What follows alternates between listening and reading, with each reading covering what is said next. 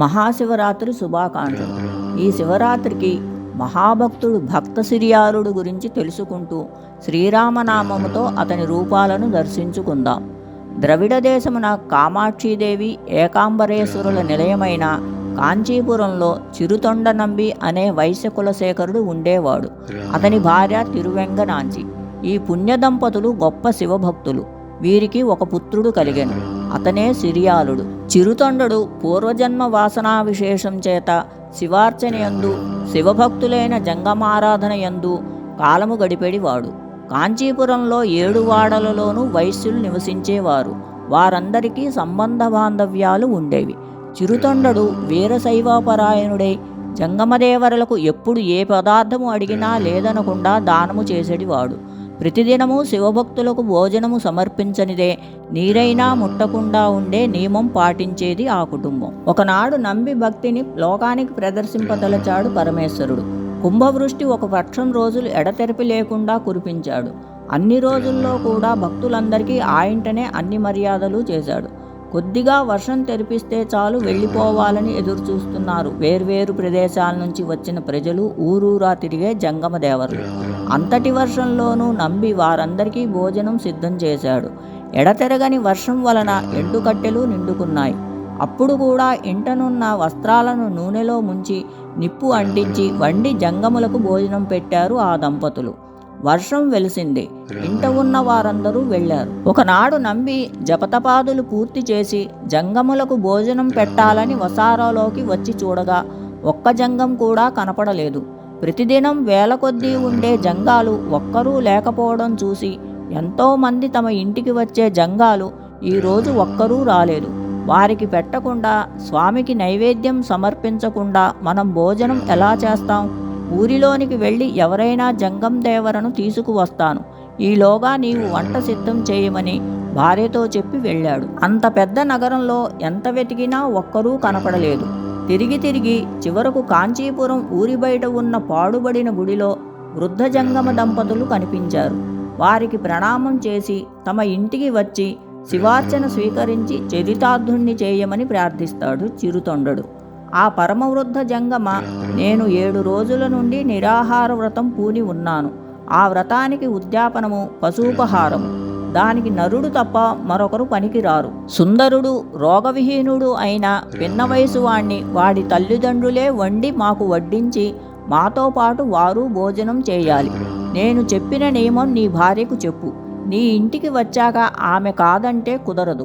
ఈ నియమానికి ఆమె ఒప్పుకుంటే అప్పుడు వచ్చి నన్ను తీసుకువెళ్ళమని చెప్పాడు వృద్ధ జంగమ. చిరుతొండడు ఇంటికి వెళ్ళి విషయమంతా భార్యకు చెప్పగా తిరువెంగనాంచి, శివయోగి శివునితో సమానం. మన శరీరార్థ ప్రాణాలకు కర్తలు వారే. ఇది శివాజ్ఞగా స్వీకరిద్దాం. ఆలోచన ఎందుకు అని పలికింది. వెంటనే జంగమ దంపతులను తీసుకురావడానికి బయలుదేరాడు చిరుతొండ నంబి. సిరియాలుని భక్తి.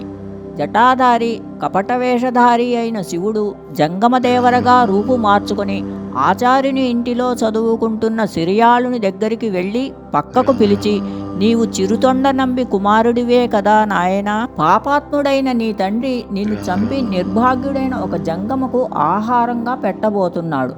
కడుపున పుట్టిన కుమారుని మెడకోసి చంపి జోగులకు పెట్టే క్రూరుడెవరైనా ఉంటారా? నీ మేలు కోరి ఈ విషయం నీకు చెప్పటానికి వచ్చాను. నీవు ఎక్కడికైనా పారిపోయి నీ ప్రాణాలను కాపాడుకో అన్నాడు జంగమ. ఆ కపట జంగమ మాటలు విన్న సిరియాలుడు చెవులు మూసుకొని, శివ శివ, మీలాంటి పెద్దలు ఇలా మాట్లాడడం న్యాయమా? పరోపకారార్థమిదం శరీరం. ఇతరుల కోసమై శరీరమును ధనమును వ్యయం చేయడం కంటే ఈ జన్మకు సార్థకం ఏమున్నది? నా తండ్రి ఇది నాకు ఇచ్చిన గొప్ప అవకాశం అని చెప్పాడు సిరియాలుడు. వీడు తండ్రి కంటే గొప్పవాడు అనుకొని జంగమ వేషంలోని శివుడు అక్కడి నుండి వెళ్ళిపోయాడు. ఆచార్య గృహంలో ఉన్న సిరియాలుణ్ణి తీసుకుని రావటానికి వెళ్ళాడు చిరుతొండ నంబి. ఇంతలో పార్వతీదేవి బాలింతరాలు వేషంలో తిరువెంగనాంచి వద్దకు వచ్చి తన చిన్ని శిశువుకు పాలు కావాలని అడిగింది. పాలు పోయించుకున్న తరువాత తిరువెంగనాంచితో, ఏమమ్మా, నీవు నీ కుమారుణ్ణి చంపి ఒక కపట జంగమకు ఆహారంగా పెడుతున్నావని అందరూ అనుకుంటున్నారు.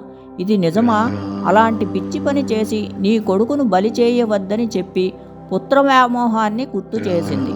ఆ మాటలకు తిరువెంగనాంచి, అమ్మా, శిశువుకు శివయోగికి భేదం లేదు. మన ప్రాణాలు శివుని ఆధీనంలో ఉంటాయి. అన్నింటికీ కర్త, కర్మ, క్రియ శివుడే. శివుడే భోక్త. అయినా బాలింతరాలివి, ఈ విషయం ఆలోచించి మనసు పాడు చేసుకోక నీకు ఎప్పుడు పాలు కావలసినా రా అని చెప్పి ఆమెను సాగనంపింది తిరువెంగనాంచి. ఇంతలో ఆచార్య గృహంలో చదువుకుంటున్న సిరియాలుడు ఇంటికి వచ్చాడు. అతను రాగానే తలకు నూనె రాసి పసుపు గంధాలు వంటికి పట్టించి వేడి నీటితో స్నానం చేయించి చక్కటి పట్టు వస్త్రం కట్టి నుదుట విభూది రేఖలు పెట్టి అప్పుడు తల్లిదండ్రులు, కుమార, వ్రతదీక్షలో ఉన్న ఒక శివయోగికి నీ శరీర మాంసం వంట చేసి ఆహారంగా సమర్పిస్తున్నాము. నీ మనస్సులో ఏమైనా బాధపడుతున్నావా అని అడిగారు. అప్పుడు సిరియాలుడు, తండ్రి, నీ వంశంలో పుట్టిన నాకు ఏ బాధ లేదు. శివునకు శివయోగికి తప్పక మాంసాహారం అవుతాను. అంతకన్నా అదృష్టమేమున్నది అని అన్నాడు. తల్లి సిరియాలుని తన ఒడిలో కూర్చుండబెట్టుకొనగా, తండ్రి సిరియాల పంచాక్షరీ మంత్రమే జపిస్తూ ఉండమని చెప్పగా చిరునవ్వు నవ్వుతూ ఓం నమః శివాయ అని పంచాక్షరీ మంత్రం జపిస్తుండగా చిరుతొండ నంబి కత్తితో అతని శిరమును ఖండించాడు. అతని మాంసంతో ఆహారం సిద్ధం చేసి శివయోగిని పిలిచి పూజ చేసి అమృతాహారము ఆరగించమని అరటి ఆకులో అన్నీ వడ్డించారు. అప్పుడు శివయోగి తలమాంసం ఏది, ఉత్తమాంగ మాంసం లేకుండా అధమాంగ మాంసం వడ్డించారు. దాచుకున్నారా, నా వ్రతభంగమైందని లేవబోయాడు. కేశజుష్ట పెట్టారని ఎక్కడ ఆగ్రహిస్తారోనని భయపడి విడిగా తీసి పెట్టామని చెప్పి దానిని కూడా తీసుకువచ్చి వడ్డించారు. అప్పుడు శివయోగి, సరే, నీవు నీ కుమారుడు వచ్చి పంక్తిలో కూర్చుని భోజనం చేయండి. మగబిడ్డ లేని ఇంట నేను భోజనం చెయ్యను. నీ కుమారుణ్ణి పిలువు అన్నాడు శివయోగి. స్వామి, ముందే మీరు ఈ విషయం చెప్పి ఉంటే కుమారుణ్ణి పిలిచేవాణ్ణి. వాడు ఆడుకోవటానికి ఎక్కడికో వెళ్ళాడు. ఆహారాలు చల్లారిపోతాయి, మీరు ఆరగించండి అనగా, పిల్లలు లేకుండా భోజనమే, వాడు వచ్చాకనే భోజనం చేద్దాం. అయినా తల్లి పిలిస్తే రాని తనయులుంటారా అని వృద్ధ దంపతులు నంబి భార్యను పిలవమన్నారు.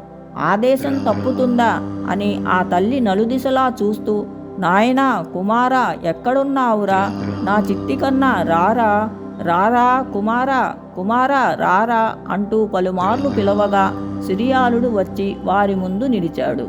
వాడి ఒళ్లంతా శాకపాక వాసన వస్తోంది. అంతటా వృద్ధురాలు పార్వతీదేవిగా, వృద్ధ శివయోగి మెడలో పాము, శిరస్సున నెలవంక, నొసట మూడవ కన్ను, వంటికి విభూతి రేఖలతో పార్వతీ పరమేశ్వరులు సాక్షాత్కరించారు.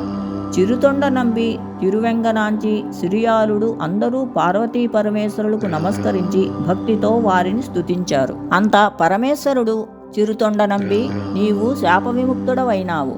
దూర్వాసుని శాపం వలన మానవ జన్మ ఎత్తవలసి వచ్చిందని చెప్పాడు. దూర్వాస మహర్షి ఒకప్పుడు బదరికాశ్రమంలో తపస్సు చేసుకుని మధ్యాహ్న సమయంలో సంధ్యావందనం చేసి పితృతర్పణాలు వదిలి పర్ణశాల బయట లేడి పిల్లలకు ఆహారాన్ని తినిపిస్తూ ఆనందం చెందుతున్నాడు. ఆ సమయంలో ఆకాశ వీధిలో తుంబురుడు సతీ సమేతంగా విహరిస్తూ ఈ దృశ్యాన్ని చూసి అంతటి మహాముని తన స్వహస్తాలతో లేడి పిల్లలపై చూపిస్తున్న వాత్సల్యానికి సంతోషంతో చిటికెలు వేశాడు. ఆ చిటికెల ధ్వనికి లేడి పిల్లలు బెదిరి పారిపోయాయి. అంత దూర్వాసముని ఆకాశం వైపు చూసి కోపంతో తుంబురుడిని నీవు మనుష్యలోకంలో జన్మించమని శపిస్తాడు. భయంతో తుంబురుడు దిగివచ్చి మునికాళ్లపై పడి, స్వామి, నేను ఏ దురుద్దేశంతో చిటికెలు వేయలేదు. మీరు లేడి పిల్లలకు ఆహారం తినిపించడం చూసి ఆనందంతో అలా చిటికెలు వేశాను. నన్ను క్షమించండి. మీ నోటి వెంట వచ్చిన శాపం వృధా కారాదు. కావున నేను మానవుడిగా జన్మిస్తాను. కానీ నేను శివభక్తుల వంశంలో పుట్టి శివభక్తుడిగా ఉండేలా అనుగ్రహించమన్నాడు. ఈ మాటలు విన్న దూర్వాసునికి తుంబురునిపై జాలి కలిగి అలాగే నీవు కోరినట్టు జరుగుతుందని అనుగ్రహించాడు. అలా తుంబురుడు చిరుతొండ నంబిగా, అతని భార్య తిరువెంగనాంచిగా జన్మిస్తారు. వారికి మహాభక్తుడు సిరియాలుడు జన్మించాడు. వారందరినీ కైలాసం నాతో రండని పరమశివుడు చెప్పగా అప్పుడు చిరుతొండ నంబి, స్వామి, కంచిలో 7 వాడలలో నున్న మేమంతా కలిసిమెలిసి ఉన్నాం. వారందరినీ వదిలి నేను మీతో కైలాసం రాలేను.